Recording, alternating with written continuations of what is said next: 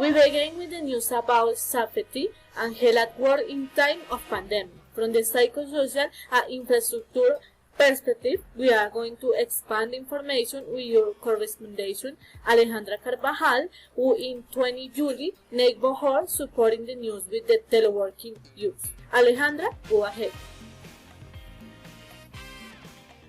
That's right, Monica and viewers. Very good morning to everyone. I begin by telling you that teleworking has been the main issue in this pandemic that we are experiencing on behalf of COVID-19, since many companies have had closed their doors and sent their collaborators to work from home. But do we know if these collaborators really have the infrastructure to carry out their work? In the following report, I will tell you. We were accompanying Miss Angelica on a telework day where we were able to show that she does not have the infrastructure or the necessary tools to carry out her work from. This causes fatigue and physical wear and tear on a working day, although the company has not been able to support the employee with these shortcomings if they have been in constant contact, inquiring about her emotional state. This is what I can tell from this point. We are still studying. Thank you, Alejandra. Now, let's go with Gina Rubiano, who will give you another perspective of work in time of pandemic from the presential. Gina, go ahead.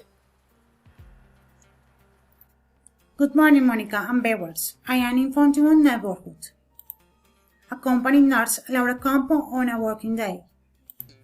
Considering that her field of execution is one of the most demanding risks nowadays, we can see that her company has infrastructure and has established the necessary security protocols for the development of her functions on a regular working day. The first thing the nurse must do is put on her personal protective equipment, as we see in this image, and 95 surgical masks, medical leggings, anti-fluid suit and masks. Then she goes out to her sampling tour. It should make pointing out that this company has been concerned about Laura's safety on Earth. When she arrives from her sampling tour, she sees this at about her emotional stability by a professional group of psychologists. Is the hard finish my report? Let's return to the studio. Thank you, Gina. To end our session, we have as a guest Dr. Cindy Roa, a professional in psychology and psychosocial risk. Doctor, good morning. Welcome to the new cast. Good morning. Thanks for the invitation. Doctor, I would like to start by asking you how do these two situations presented before affect the emotional health of workers? Well, let me tell you that this is an important point in these times of pandemic, and one that many companies are not interested in or are not relevant or them. Proof of this is due to see how consultations at the psychology level have been increasing in the last 4 months. Doctor, what symptoms can be warning signs? Monica, the symptoms are depression, emotional fatigue, anxiety, and stress. Doctor, how can the situation be managed well?